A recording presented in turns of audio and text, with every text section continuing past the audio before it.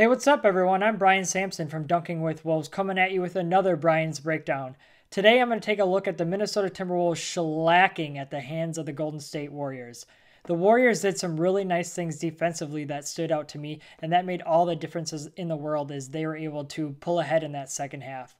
I'm not sure Minnesota has that gear yet defensively or anything close to it, but let's take a look at how Golden State was able to get Minnesota out of their comfort zone.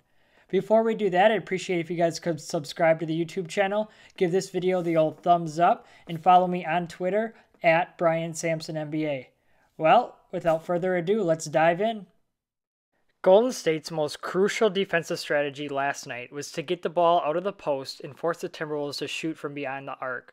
They wanted to disrupt what Minnesota does best and force them out of their comfort zone. They did this by constantly sending double teams anytime a player posted up. This ended up working beautifully for the Warriors, as Minnesota made just 5 of their 24 attempts from downtown. Here's the first play of the game where Minnesota immediately went to a Towns post-up on the left block. As soon as Butler, who makes the entry pass, cuts across the court, Klay Thompson comes back to double. Towns dribbles out of it and passes to Teague on top of the key, who ends up clanking a contested pull-up three as the shot clock is winding down. Here's another possession later in the first quarter. This time it ends up being more of a soft double team by Draymond Green, but the threat is there. This is also a really great example of what the Timberwolves should have been doing all night, as Andrew Wiggins ends up attacking the rim with authority instead of settling for an outside shot. The play is initially set up to get Butler a post-up opportunity on the right block. However, Steph Curry does a great job of not allowing him to get position. This forces Jimmy to come way higher than he originally intended as he catches the ball near the three-point line. With him being that far out, there's no need for Draymond to come double as he's not nearly a threat. However, as Butler begins to get closer to the rim by backing down his man, Draymond then comes over.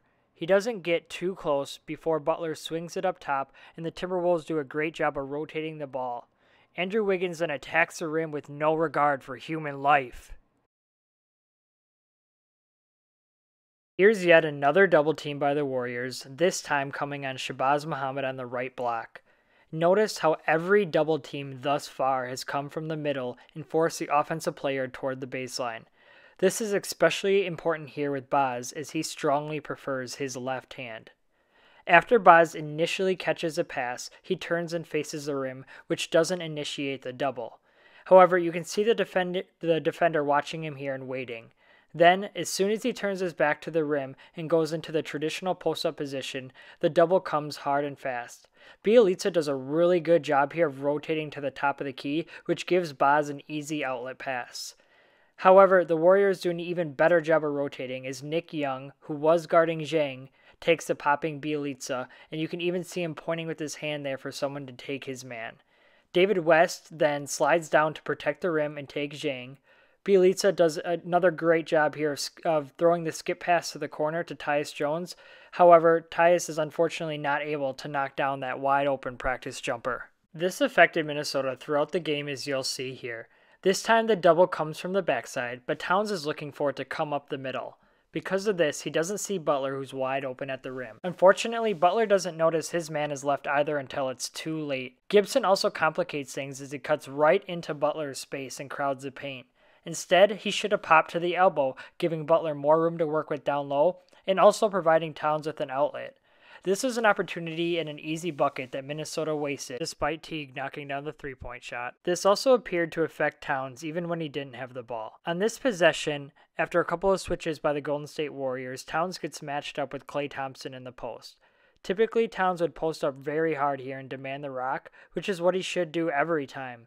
Instead, he seems unsure of himself as Minnesota ends up settling for a contested corner three-pointer by Taj Gibson. Well, there you have it. As you can see, defense really is what separates these two teams, and if Minnesota ever wants to compete with the likes of Golden State, they'll have to improve on that end of the floor, especially come playoff time when defense gets turned up even another notch, and I'm just not sure Minnesota has that level in them right now. I'd appreciate it if you guys would subscribe to my YouTube channel, give this video the old thumbs up despite the poor performance by Minnesota in the second half, and also you can follow me on Twitter at Brian Sampson NBA. I hope to see you guys next time.